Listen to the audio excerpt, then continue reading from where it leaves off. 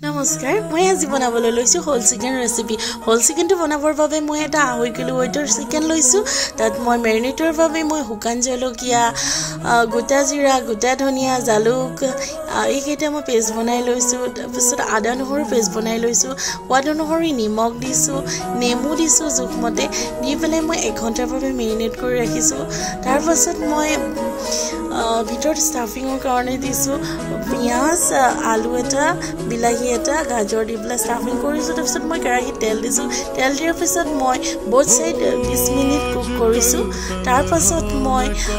half litre পানী দিছো half litre পানী দিয়াৰ পাছত মই কমটি জুইত 45 মিনিটছ কুক কৰিছো 45 মিনিটছ কুক কৰাৰ পাছত ইয়া মোৰ আজি whole chicken ready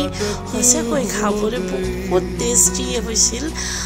the smooth and juicy flavor aisile whole chicken logot ase green salad tilor chutney aru foduna chutney bhal lagile apnalokeo keteba banai khabo thank you bye